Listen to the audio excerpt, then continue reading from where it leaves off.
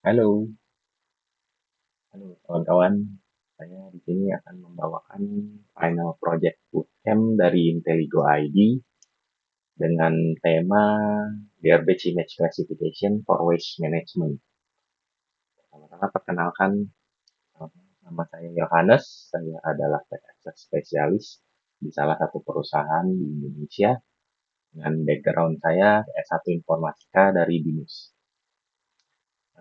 Profil LinkedIn saya bisa dilihat di www.linkedin.com/in/yohanesfc.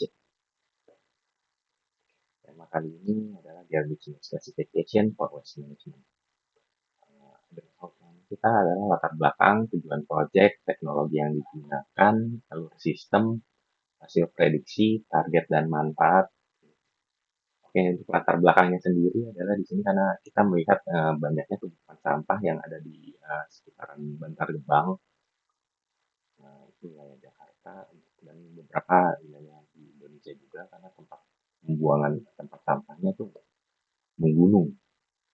Nah, ini sangat tidak bagus dan tidak efisien yang akan menjadikan banyak masalah lingkungan seperti banjir dan banyaknya penyakit-penyakit yang timbul karena tumpukan sampah ini.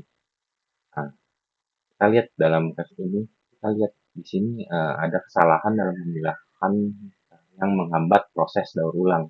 Jadi kalau kita lihat tumpukan sampah ini kan masih bercampur aduk ya, nggak dipisah-pisah gitu. Jadi pada proses daur ulangnya nanti agak lebih susah. Oleh karena itu kita perlu teknologi AI yang dapat membantu kita dalam proses dan memilah sampah secara cepat dan akurat. Tujuan proyek kita adalah efisiensi pemilahan. Jadi kita menggunakan AI untuk memilah sampah agar lebih cepat dan akurat dan mendukung daur ulang supaya bisa meningkatkan kualitas hasil daur ulang melalui klasifikasi yang tepat. Dapat dipastikan ke paper, plastik insult, plastik glass, dan metal. Karena itu kita butuh sistem otomatis yang bisa kita kembangkan sistem klasifikasi sampah untuk pengelolaan lingkungan yang berkelanjutan. Teknologi yang kita gunakan di sini adalah teknologi machine learning dengan modelnya adalah convolutional neural network. Ini kita ambil dari dataset yang sudah diberikan oleh mentor kita. Dan tools yang digunakan di sini adalah ada Python, TensorFlow, Google Colab, Streamlit, dan Anaconda. Untuk alur sistemnya sendiri adalah kita input gambar dari browser, terus masuk ke Google Colab, dataset preparation, CNN model creation, training model, visualization, accuracy and loss, terus prediction menggunakan model CNN model. Setelah itu kita konversi ke dalam format TensorFlow Lite. Nanti outputnya berupa label-label jenis sampah yang akan ditampilkan hasilnya di browser. Ini hasil epochnya, sepertinya masih perlu dituning lagi. Ini hasil prediksi, visualisasi prediksinya. Ini untuk hasil dari streaming. Target akhir kita adalah mencapai sistem otomatisasi klasifikasi sampah yang akurat dan andal, mudah digunakan dan bisa mendukung proses pengelolaan sampah dan daur ulang. Dampak dan manfaatnya adalah dari hasil pemilahan sampah otomatisasi tadi adalah lingkungannya akan menjadi lebih bersih, daur ulang yang lebih efisien, otomatisasi dan efisiensi dalam segi operasionalnya, dan data dan statistik dalam pemilihan secara real time. Jadi kita bisa tahu tuh plastiknya berapa banyak, papernya berapa, dan seperti itu. Oke, sekarang kita lanjut ke Google Colab.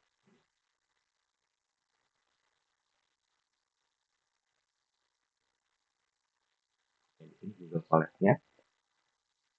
Yang pertama kita mount dulu drive-nya. Ini saya tadi udah mount untuk mempercepat proses. Terus kita set dataset preparation-nya. Untuk datasetnya kita untuk source-nya sendiri kita ambil dari garbage classification yang diberikan. Terus kita di sini ada pembagian untuk data train dan teksnya. Jadi dibagi dua gitu. Pertama data train sama data teks. Terus ini klasifikasi namanya. Terus ini untuk modelnya. Modelnya kita pakai CNN, convolutional, terus ini training. Training sebanyak 20 kali. Nah, ini tadi udah training lagi sekitar 95%. 10% kalau udah akurasinya. Jadi ini nanti kita visualisasikan training dan validation. Terus kita predict menggunakan tes satu gambar dari sini. Nah ini kita simpan ke dalam save format SafeDB. Nah baru kita konversi ke dalam TensorFlow Lite formatnya. Kalau kita ini nanti dia akan muncul di sini garbage model Lite. Nah, ini untuk kuantitasinya. Maksudnya di sini adalah mirip seperti yang konversi ini, tetapi ini lebih ringkas, jadi lebih kecil dan lebih mudah digunakan dalam handphone atau Android atau sebagainya. Oke, sekarang kita tes untuk user interface-nya. Untuk user interface-nya, ini saya punya di pertama kita activate kondanya. Kalau sudah kita panggil melalui string.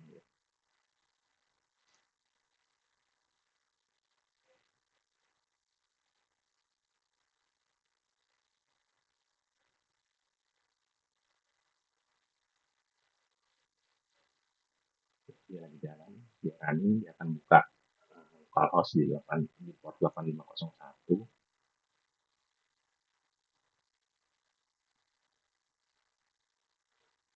Jadi tinggal kita browse filenya. Kita mau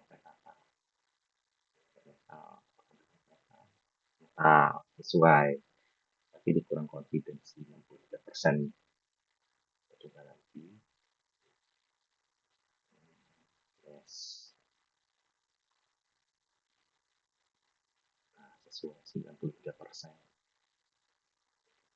Lagi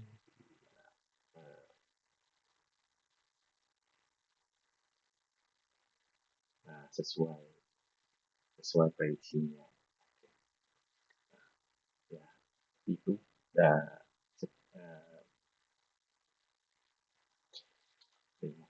sekian dan terima kasih untuk presentasi saya hari ini sudah selesai dan terima kasih untuk kawan-kawan yang sudah menyimak presentasi saya pada hari ini. Terima kasih.